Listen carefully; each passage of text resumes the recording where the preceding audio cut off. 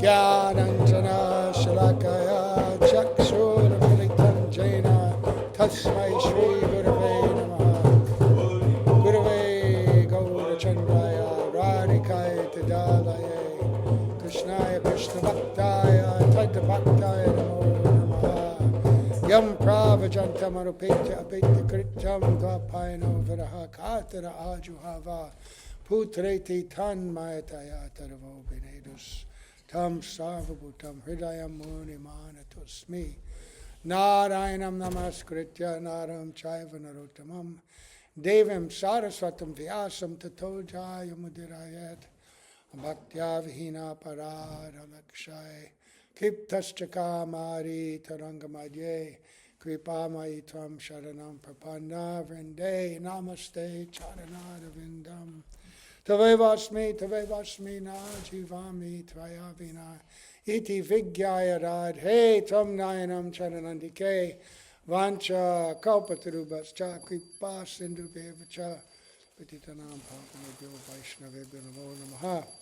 So, we're going to begin by first offering our most humble obeisance under the lotus feet of our beloved Gurus, unto Sri Guru Pada Padmandita Leda Bhavishta Om Vishnupad Asto Tarsat Sri Srimati Bhaktivedanta Swami Maharaj Srila Prabhupada and Sri Guru Pada Padmandita Leda Bhavishta Om Vishnupad Asto Tarsat Sri Srimati Bhaktivedanta Narayan Goswami Maharaj under our exalted Rupanuga Varga, all the assembled Vaishnavas, Vaishnavis.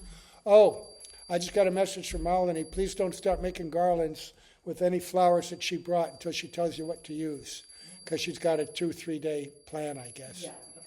Yeah. These are hers? I suppose. Yeah. All right, so we're doing class, but we're also getting ready for Sri Radhastami. I have to record this and put this on YouTube. That's why I'm dirt. So here we go. Offering obeisance to our beloved Gurus, to our Guru Parampara, all the assembled Vaishnavas and Vaishnavis. We're going to continue our discussion on Sri Radha, Srimati Radharani. Her appearance day is coming in just 2 more days, and we have been reading from selections of our acharyas, from our Srila A.C. Bhaktivedanta Swami Prabhupada, from Bhaktisiddhanta Saraswati Prabhupada, and others, many others. Today I found another, Srila Bhaktivedanta Narayan Goswami, very beautiful articles at the beginning. Today I found another really nice article from that book, Sri Radha, Our Supreme Shelter. And it's an article from Srila Prabhupada's Teachings of Lord Chaitanya. Teachings of Lord Chaitanya was published in 1968. And I can't say that I know how long he was working on it before it was published.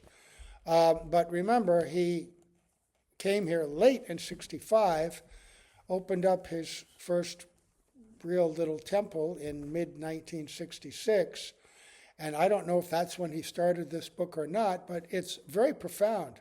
A summary of all the most important teachings in the Chaitanya Charitamrita, and this is a remarkable condensed appreciation of Srimati Radharani and the tattva surrounding her, and it's in the book, Teachings of Lord Chaitanya, because you cannot separate the tattva of Mahaprabhu from the tattva of Srimati Radhika. If you don't understand Srimati Radharani, you cannot understand Mahaprabhu, right? And you can't understand Radharani without understanding Sri Krishna, how they are one and yet separate. We heard some very beautiful descriptions of that in the last few days by Bhaktisiddhanta Saraswati Prabhupada.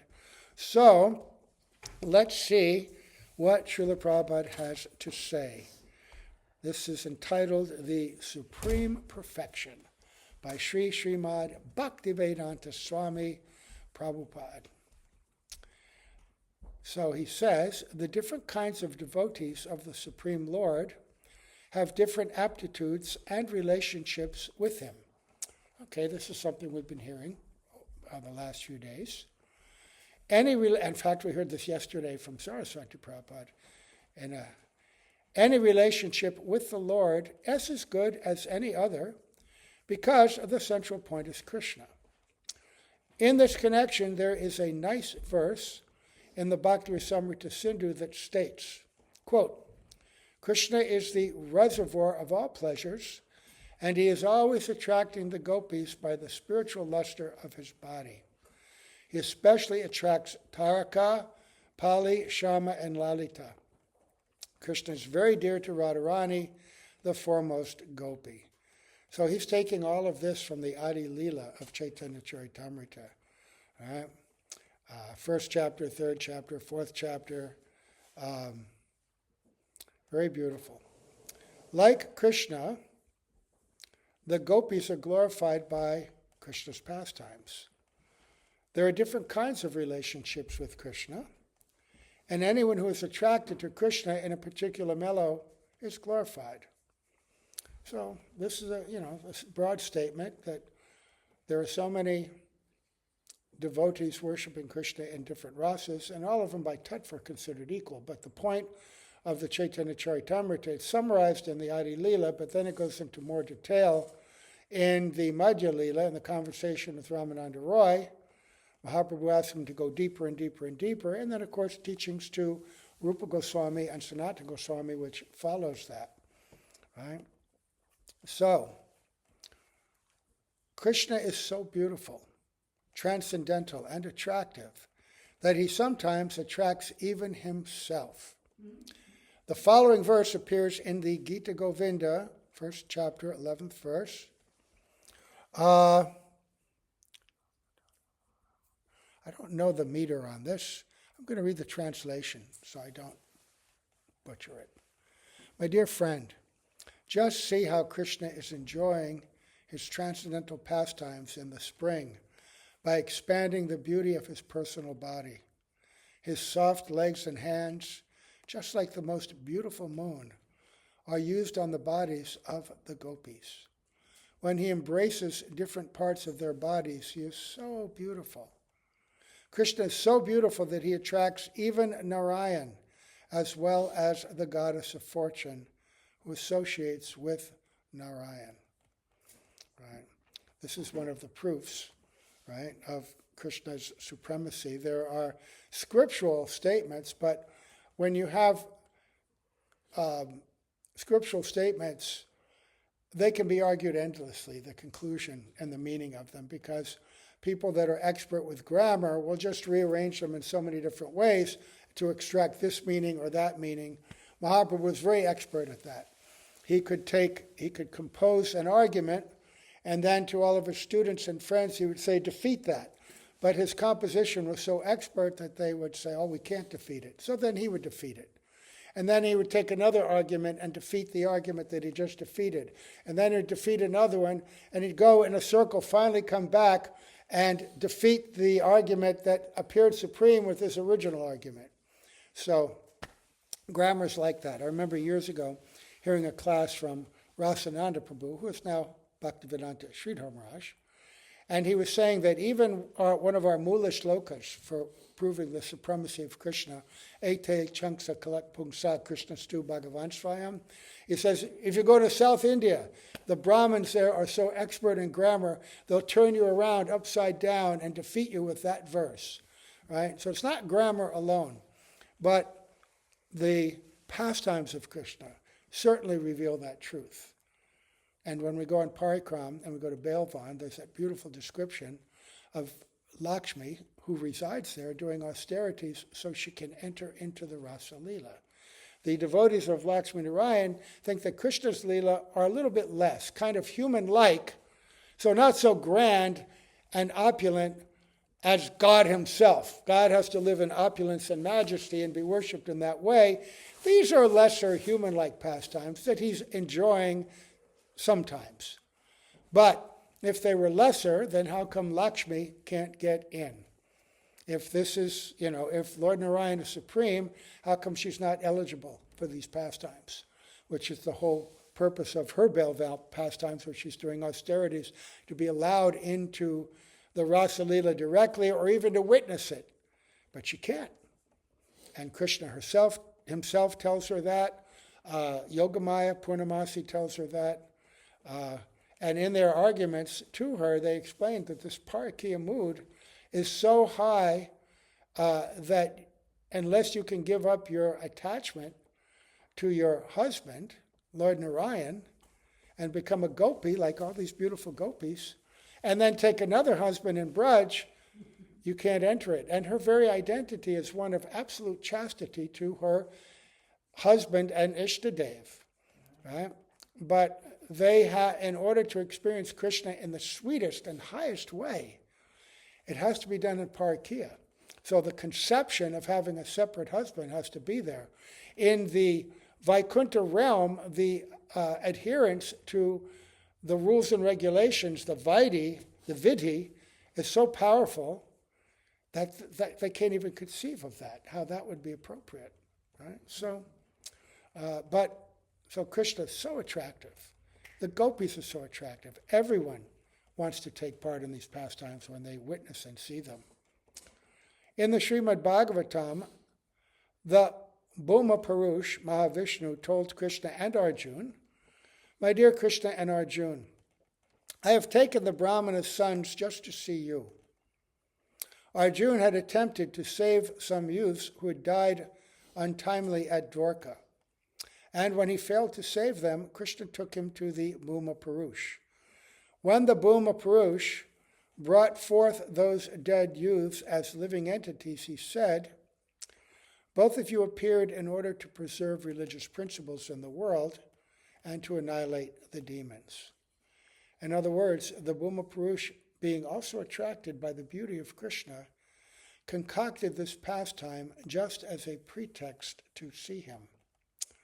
It is recorded in Srimad Bhagavatam that after the serpent Kaliya was punished by Krishna, one of Kaliya's wives told Krishna, "Dear Lord, we cannot understand how this fallen serpent got the opportunity of being kicked by your lotus feet, when even the goddess of fortune underwent austerities for many years just to see you."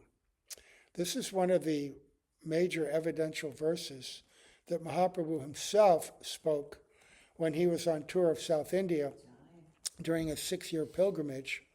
And he had stopped for 1 4-month period of Chaturmasya at the place of, at Rameshram, the place where Venkata Bhatta, Prabodhananda Saraswati, and young Gopal Bhatta were living as worshippers of Lakshmi Narayan. And the father of Gopal Bhatta, Venkata Bhatta, was a greatly learned scholar in Srimad Bhagavatam, one of the topmost authorities.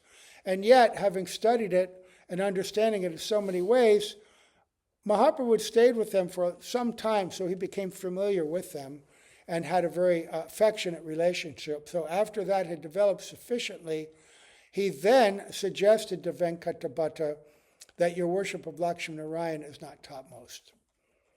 And after having established such a relationship, they could hear him very easily. But he said, "What? I've never heard such a thing. How could that be?" And then he quoted this and some other verses that establish that the way that Krishna deals with the gopis is unique, that even the goddess of fortune doesn't have this opportunity. There's another verse which describes Krishna putting his arm around the necks of the gopis in Rasa Leela. And even the goddess of fortune can't get that. So, he's establishing by Leela the attractiveness of the Leela. And in the Adi Leela, Krishna says that. He says, "I want to show everyone, I'm going to appear in my original form in Vrindavan with my topmost devotees. And we're going to perform such pastimes that will be astonishing to us even. And I want to show the world and attract the world to these extraordinary pastimes." And then he comes later as Mahaprabhu to introduce the Juga Dharma of chanting the holy name with the speciality of, by chanting the holy name properly and under proper guidance, one can actually gain entrance into these very pastimes, into Braj Prem. Ordinarily, the Harinam is given in every Kali Yuga as the means of perfection. But in most Kali Yugas, Vaikuntha is the goal. But it's in this Kali Yuga that follows Krishna's appearance at the end of Dwapara Yuga, right, in that very specific time frame, that the speciality of and the opportunity to go to Goloka Vrindavan and specifically Braj Bhumi, right? So, how Krishna is attracted by his own beauty is described in the Lit Madhav. Upon seeing his own picture, Krishna lamented, "How glorious this picture is! It's attracting me just as it attracts Radharani." There are different descriptions. Sometimes it said he looked at himself in a jeweled pillar and saw himself like that. But when he saw it, he said, "Oh my goodness, this is the most attractive person I've ever seen." Right? So, after giving a summary description of Krishna's beauty, Ramananda Roy began to speak of his spiritual energies, headed by Srimati Radharani. Now, why is Ramananda Roy describing this? Because Mahaprabhu in the very beginning requested Ramananda Roy, said, "I've come on the suggestion of Sarvabhauma Bhattacharya, who told me that if I go to South India, I must meet with you, because there's nobody more expert in understanding the truth of Lord Krishna than you." And so he asked Ramananda Roy, "Tell me the absolute highest stage of perfection, of love of God, and the means to attain it." And so Ramananda Roy went through, and give me scriptural evidence to support it. So Ramananda Roy went through all the different stages. And each one, Mahaprabhu was saying, "Give me more, give me more." Finally, he comes to the gopis, and Mahaprabhu was astonished hearing about their topmost love. And then he says, "Can you tell me something more?" And Ramananda Roy says, "Oh, up until now, nobody has ever asked me such a question. Some people may know something about the gopis, but to suggest that even after hearing about the gopis' love, there might be more, no one's ever asked that." And that's when he begins to talk about Srimati Radharani, which is the most confidential spiritual truth. So then he began to speak of Krishna's spiritual energies headed by Srimati Radharani. So this is before Srila Prabhupada had translated Chaitanya Charitamrita. He did not know if he was going to be able to do that. By 1968, he was already in his 70s, early 70s. No, let's see, 68. Yeah, early 70s. And his health wasn't great. And he was thinking, just like Krishna's Kaviraj, how long do I have in this world before Krishna takes me back? And so he said, I must get this confidential information out there. So he condensed it all in this teachings of Lord Chaitanya. And you can see what an incredible, 1968. I remember the first book I bought when I went to the temple in 1971, May or June, was this book. And I couldn't understand anything. I couldn't understand anything of it. Somebody had recommended it to me, and I said, whoa, God. I didn't understand any of the words. I mean, imagine reading this, what we're just reading now, with no background at all. And then they gave me, and then I bought a little blue Bhagavad Gita. I still have a copy of that. And that I could understand. And also by that time had begun chanting, and that became clear. Basic understanding. Right? So, Krishna has immense energetic expansions, of which three are predominant. The internal energy, the external energy, and the marginal energy, comprising the living entities. Right? So he has his Chid Shakti, the Swarup Shakti, the internal energy, which is all Srimati Radhika herself, and that has three divisions, right? Sandini, Samvit, and Ladini. And then there is the material energy, right? The Jagat, this material energy, the Maya Shakti. And then there's the Jiva Shakti, or Tatashta Shakti, the marginal potency. The threefold divisions in these books, in this one and in the Nectar of Devotion, Srila Prabhupada didn't put hardly any Sanskrit terms. He wanted to make it as accessible as possible. Right? The threefold division of energies is confirmed in the Vishnu Purana. and he gives a reference, 6.7.61, where it is said that Vishnu has one spiritual energy, which is manifested in three ways.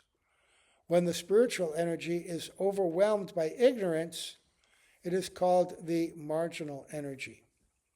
As far as the spiritual energy itself is concerned, it is exhibited in three forms because Krishna is a combination of eternity, bliss, and knowledge.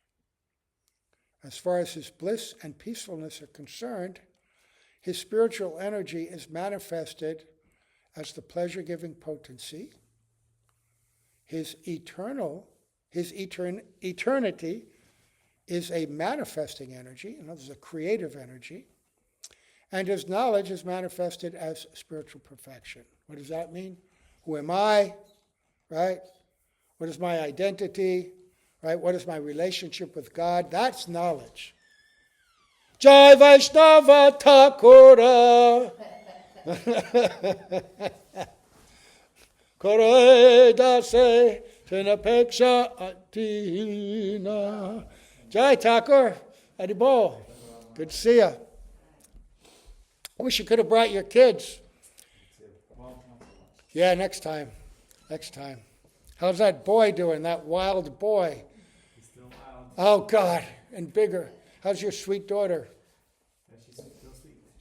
Sweeter, right? And Lasika's still cooking away? His wife is expert baker. Oh, my goodness. I can't imagine. She makes every wedding cake in Alachua, every birthday cupcake. Okay, so here, Srila Prabhupada. Now, the last few days we've been reading Bhaktisiddhanta Saraswati Prabhupada's descriptions of the same tattva. But he uses these very refined English words, many of which many of us have never heard, and he describes it very technically also with the original Sanskrit. And Srila Prabhupada is making this so accessible.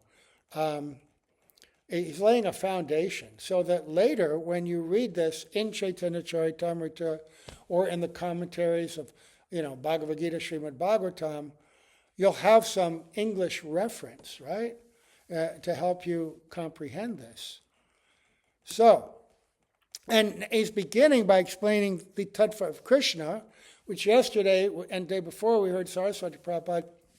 Krishna is the supreme, absolute, singular, male predominating energy, the only object of service.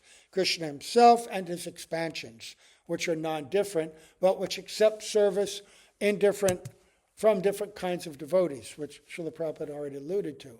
And then when he explains Radhika, the energetic, who is the supreme, singular servitude energy, only Radhika serves, right? And everyone else that serves is created by her energy. All the spiritual entities, the spiritual realm, all the jivas, they're all coming from the energy of Srimati Radhika. And why does she do it? Some would say, well, Krishna gets all this service and Radhika has to do all that. That's patriarchal. That's exploitation. This can't be real spiritual truth. This is just some created by men to justify their control over everybody in this world. But no, because he makes very clear in the beginning that the absolute truth has two features which are equal and complementary and absolutely necessary, right? And one cannot exist without the other. Right? And so Radhika, as her in her identity as a supreme servant, right, is expanding in so many ways to give the supreme receiver of service infinite varieties of pleasure, but it's also giving herself the joy, the infinite varieties of service, both as Radha, her expanded gopis, all the different expansions of her in Dwarka as the wives of Krishna, all the goddesses of fortune, and all the living entities that come from the marginal Tatastha Shakti. All of that, right, is coming from her. But there's no defect and no loss and no inferiority because, as Saraswati Prabhupada said, and as Gurudev has said, without the energy, the energetic is zero. There's nothing. There's nothing. Even the bodies of all the devotees are coming from the energy. Sandini Shakti. Baladev is the predominating deity. Radhika and her expansions are the energy by which it all is created. So, in his spiritual form, Krishna enjoys his spiritual energy, and that is the sum and substance of the Radha-Krishna pastimes. These pastimes can be understood only by elevated devotees. One should not try to understand Radha-Krishna potencies and pastimes from the mundane platform. Generally, people misunderstand these as being material. So I thought Prabhupada ended his article yesterday.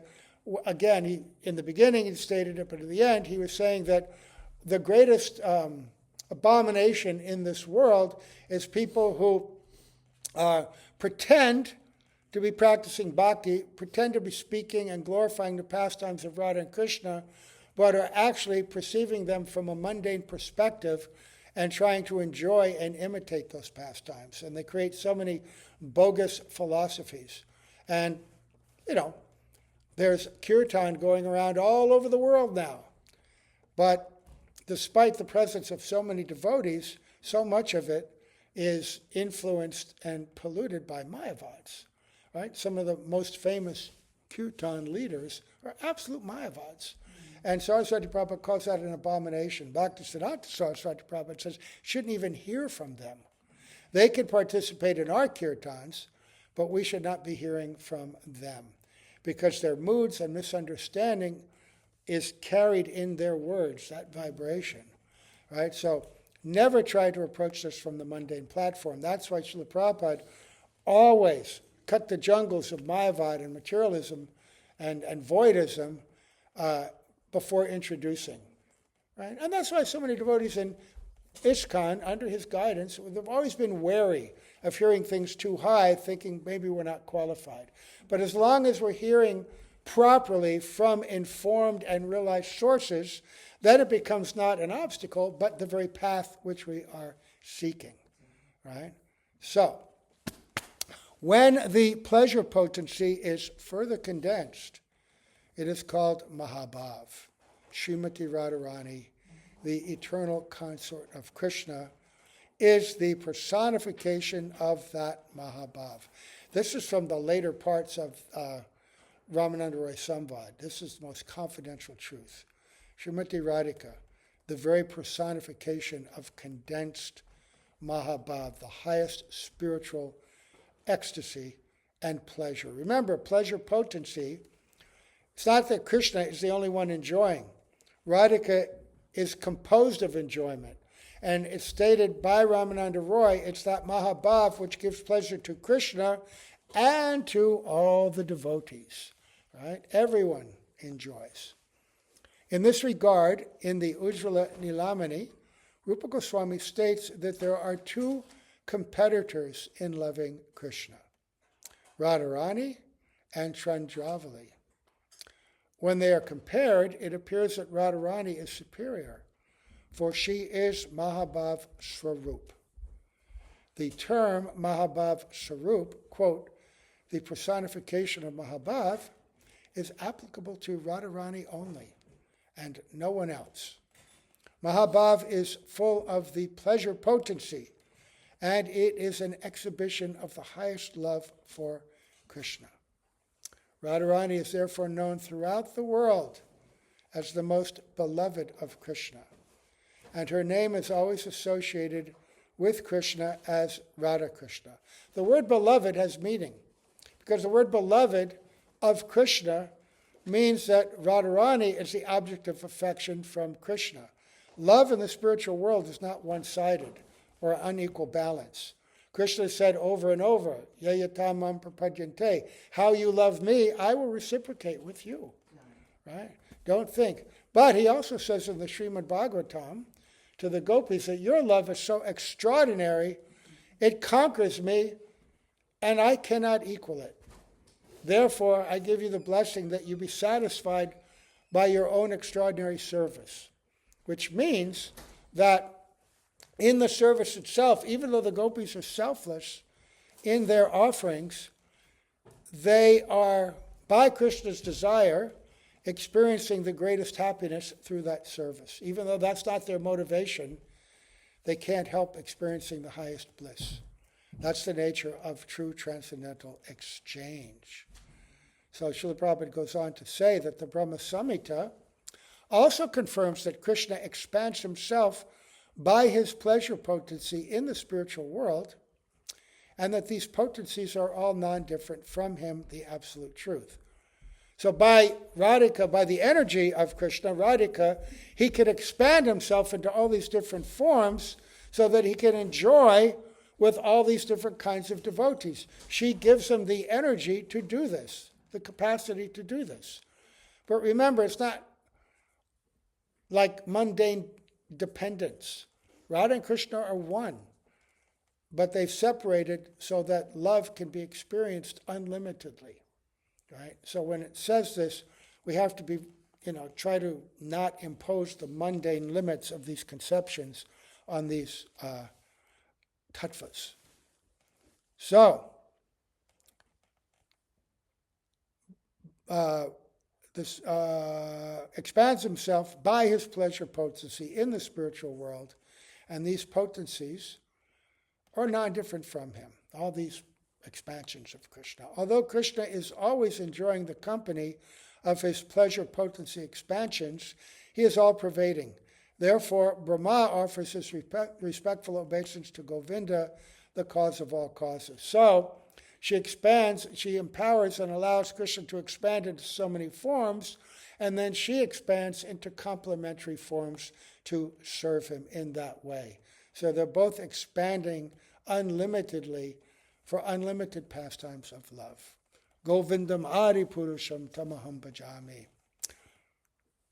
As Krishna is the highest emblem of spiritual perfection, so Radharani is the highest emblem of the spiritual pleasure potency meant for satisfying Krishna.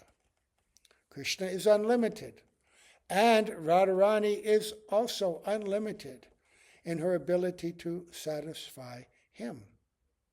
Krishna is satisfied just by seeing Radharani.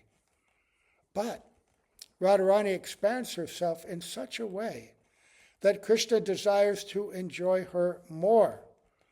Because Krishna was unable to estimate the pleasure potency of Radharani, he decided to accept the role of Radharani.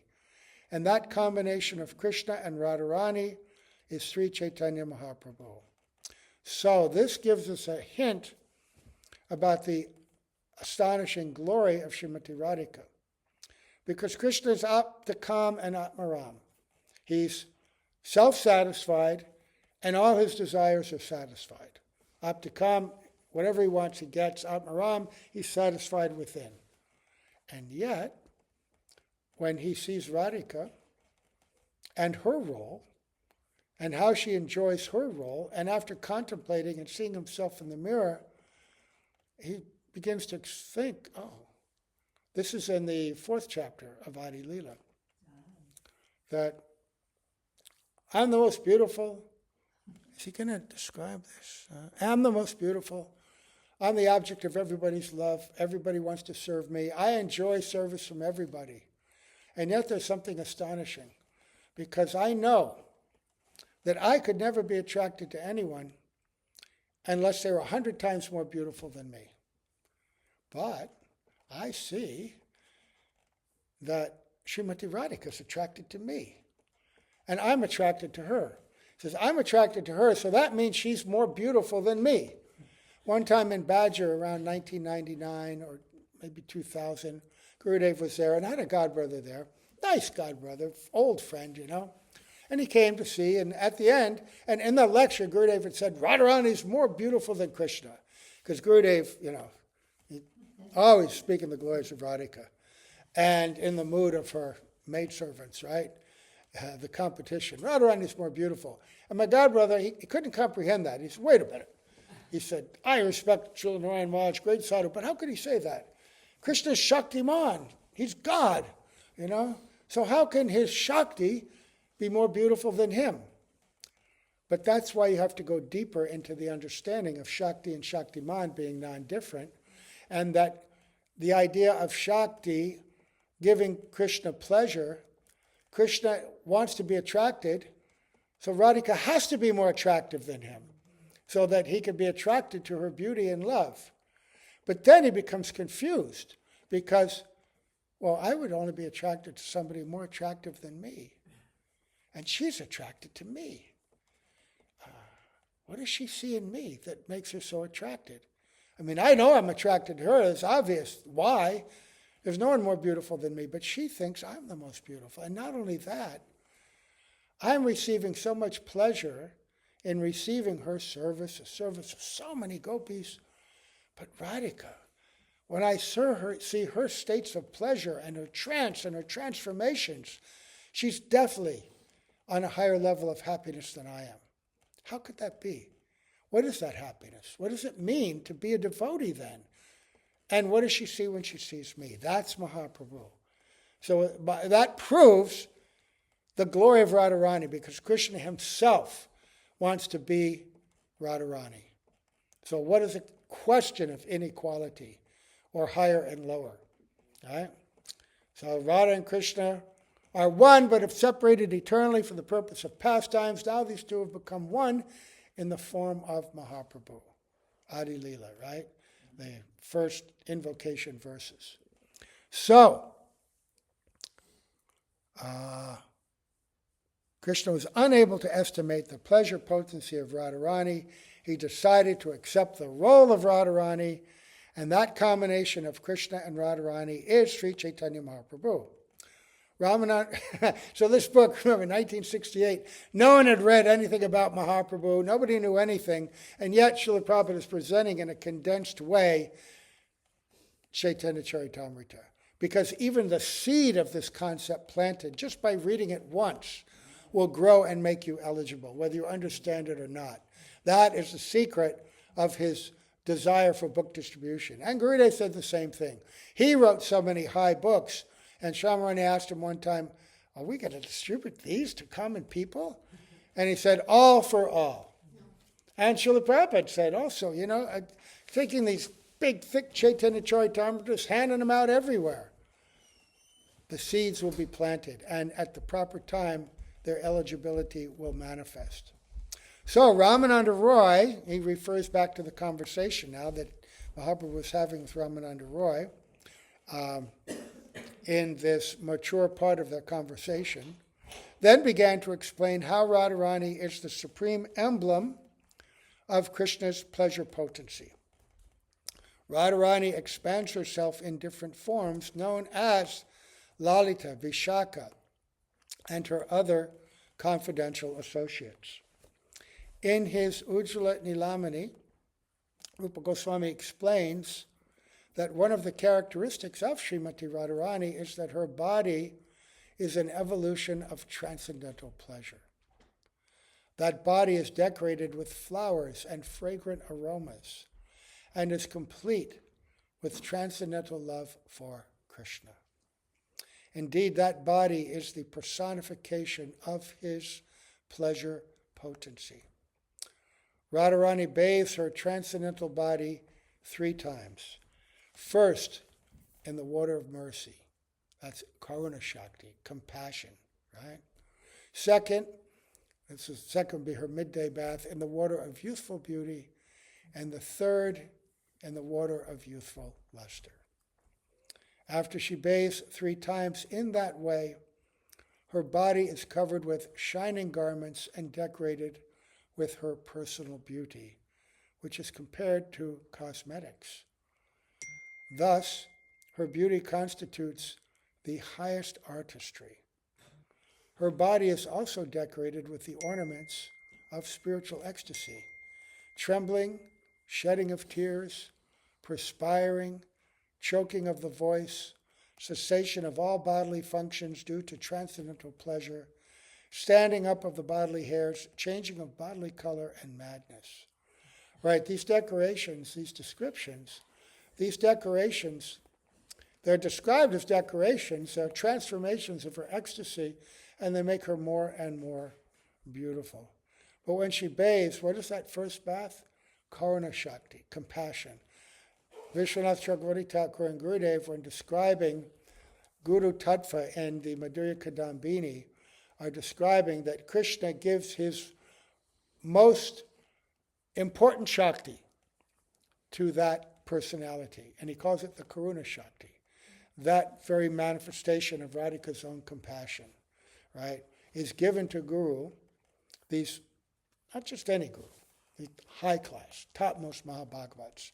And then along with it, they are fully empowered with Radhika's own compassion. Krishna's compassionate, but in his Leela, he delivered many people, but he didn't give Braj Prem. Who did he give Braj Prem to?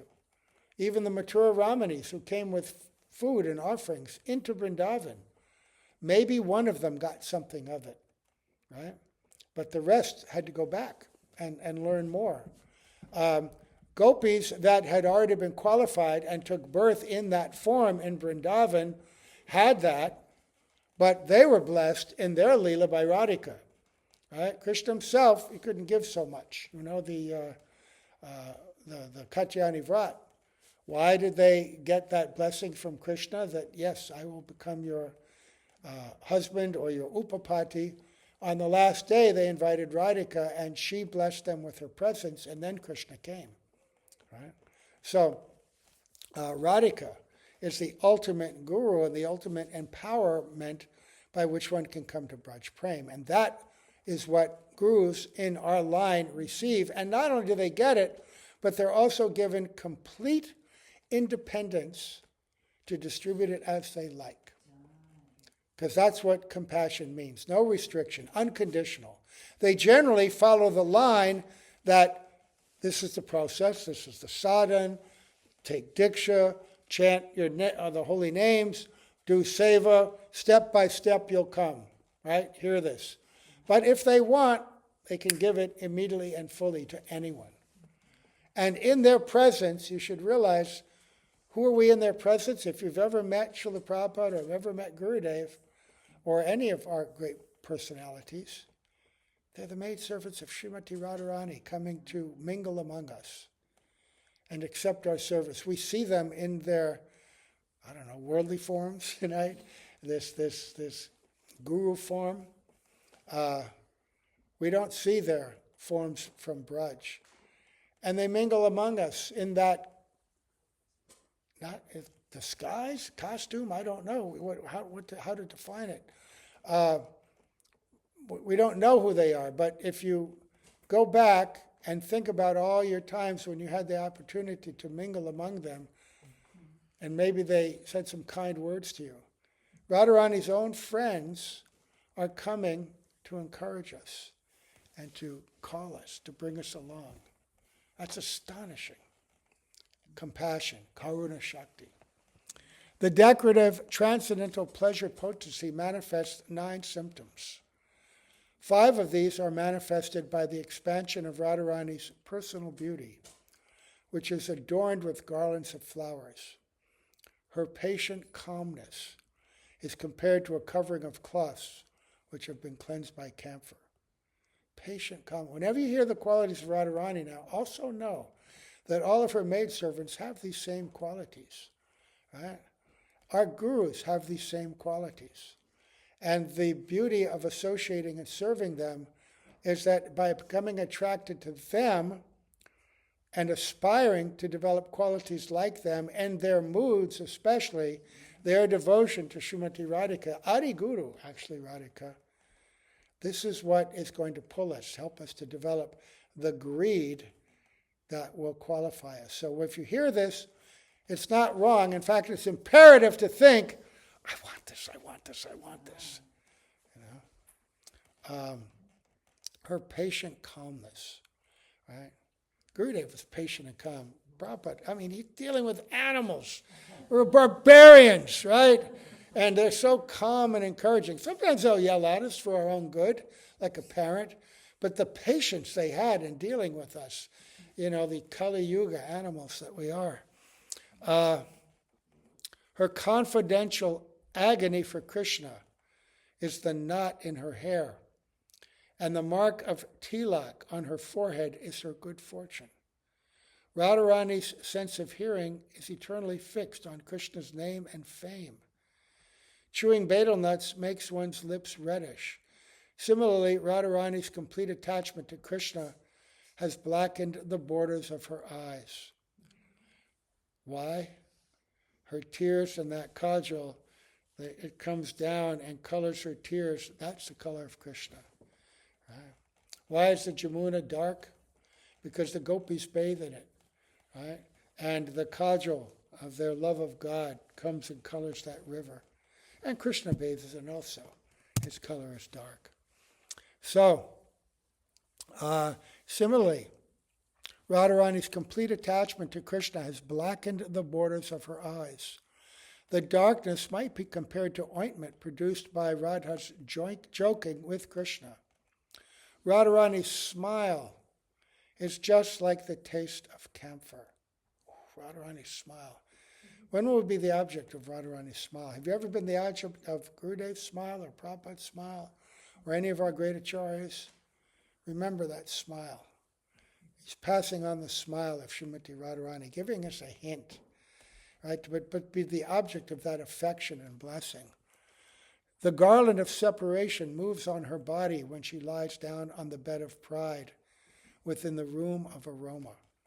Her breasts are covered by the blouse of anger born of her ecstatic affection for Krishna.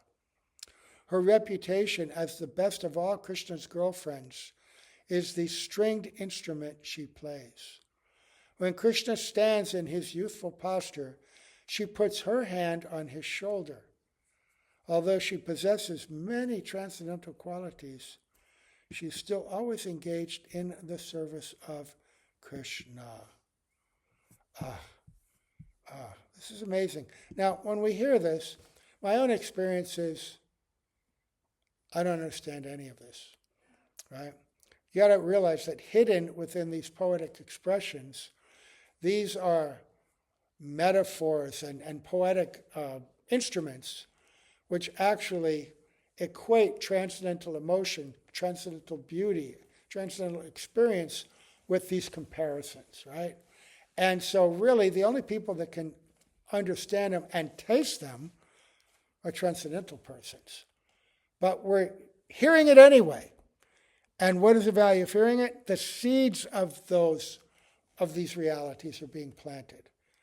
So, Srimati Radharani is decorated with sudipta sattvika emotions, which sometimes include jubilation and sometimes pacification.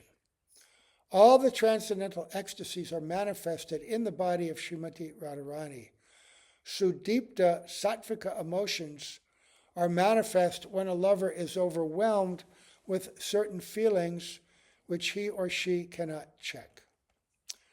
Bhaktivinoda Thakur describes that the combination of all the different ecstatic emotions to the highest degree. They start out like a fire, smoking, burning, blazing, super blazing, right? The Sudipta is the highest, most all-consuming form of fire. And when all of them are combined and experienced to their highest degree simultaneously, right? That's Sudipta Sattvika. Radhika has another emotion called Kila Kinchita, which is manifest in 20 different ways. This is described also in Chaitanya Charitamrita, also in Vilap Kushmanjali. It's a combination of eagerness, man, jealousy, desire to meet, for some reason not wanting to meet, all these different ecstasies combined, which are contrary to each other. And so when Radhika is just about to meet Krishna, when they're so desirous of being together, all of a sudden she just might turn on her heel and go back the other way. An act which bewilders even her. Why have I done this? I wanted to meet with him. He wanted to meet with me. Her friends try to bring them together. But why would it happen? Because every emotion and transformation is meant to excite the feelings of prema, fan those feelings even more and more. So nothing fans the feelings and desire for meeting more than at the last minute, just when you're about to meet, something gets in the way and you're separated again. So it appears unfavorable, but actually it's very sweet and favorable. It's kind of like how Srila Prabhupada would define chutney, like a pineapple chutney or something, What did he say? So too sweet to resist, too hot to take. I asked the cook.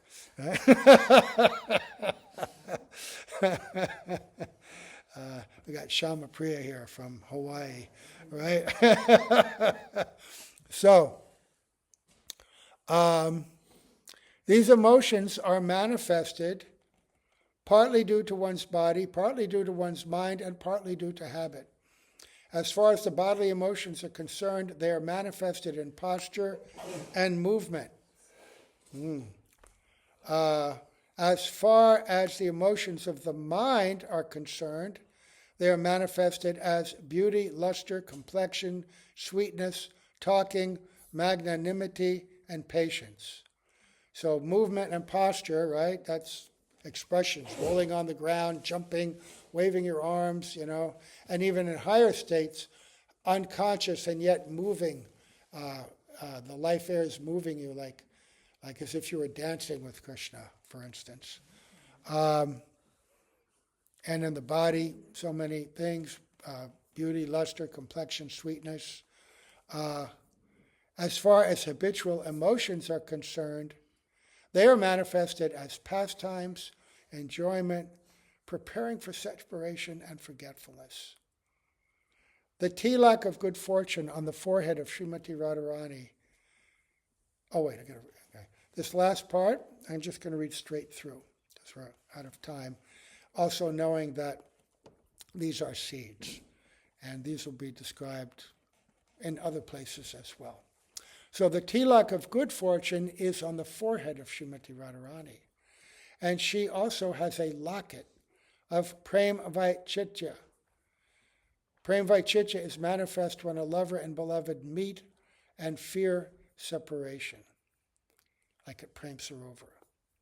And even though they were actually meeting, Radharani went into severe Prem Vaichitya and thought that she was separated. Vaichitya means the opposite, right? So even though they were meeting, they thought they were separated. And her mood extended to everyone.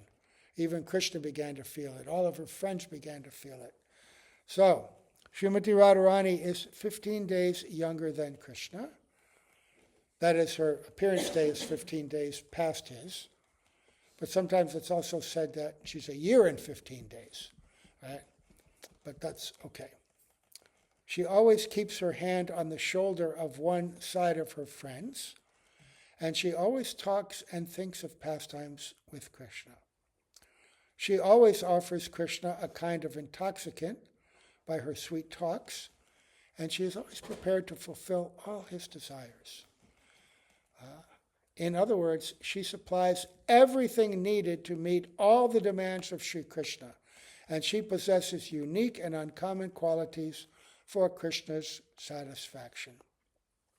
In the Govinda Lilamrita, a nice verse states, quote, "Who is the breeding ground of affection for Krishna?" The answer is that it is only Srimati Radhika. Who is Krishna's dear most lovable object? The answer is that it is only Srimati Radhika and no one else. The sheen in her hair, moisture in the eyes, firmness in the breast, all these qualities are present in Srimati Radhika. Therefore, only Srimati Radhika is able to fulfill all the desires of Krishna. No one else can do so. Satyabhama is a competitor of Srimati Radharani's, but she always desires to come to the standard of Srimati Radharani. All the queens in Dwarka feel that. Beautiful discussion in Brihad Bhagavatamrita about that. Radharani is so expert in all affairs that all the damsels of Braj come to learn arts from her. She is so extraordinarily beautiful that even the goddess of fortune and Parvati, the wife of Lord Shiva, desire elevation to her standard of beauty. Arundhati, who is known as the most chaste lady in the universe, desires to learn the standard of chastity from Srimati Radharani. Since even Lord Krishna cannot estimate Radharani's highly transcendental qualities. It is not possible for an ordinary man to estimate them. So there's another page or two of this, which we'll finish tomorrow. We have tomorrow, and then Sunday is her appearance day. But I wanted to read this because 1968, and Srila Prabhupada is giving all this about Srimati Radharani. Right? All there to see, glorifying her clearly as the topmost servitor of Krishna, topmost worshipable object, because we are also servitors. We heard that yesterday from Saraswati Prabhupada, that we all come ultimately from Radharani, right?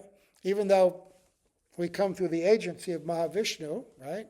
But the Shakti which creates it, to touch the Shakti, that all comes from Radhika.